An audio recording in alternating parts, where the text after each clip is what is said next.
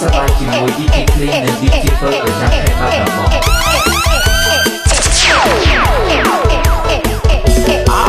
ហើយរ៉ូបតហ្នឹង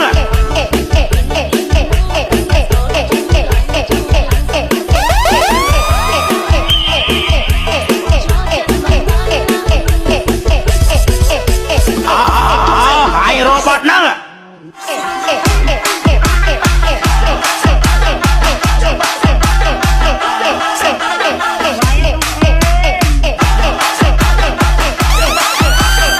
ខ្ញុំនឹងថាអ្នកទាំងអស់គ្នាទីនេះសុទ្ធតែចាស់ចង់រកនៅទីនេះខ្ញុំសូមប្រកាសពីភាពរំលែកចាប់ដើ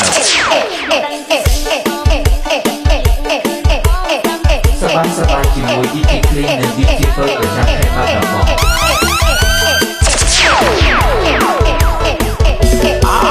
ហើយរ៉ូបតហ្នឹង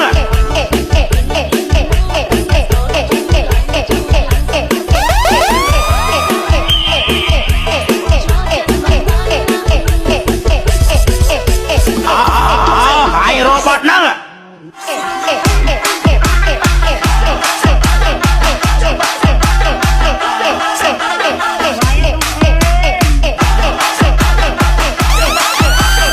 ខ្ញុំនឹងថាអ្នកទាំងអស់គ្នាទីនេះសុទ្ធតែចាស់ចង់រកនៅទីនេះខ្ញុំសូមប្រកាសពីភាពរំលែកចាប់ដើ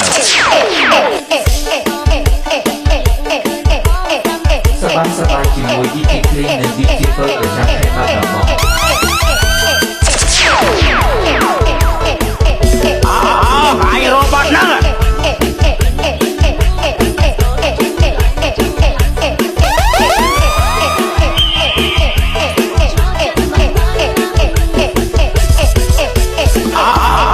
ហើយរ៉ូបតហ្នឹង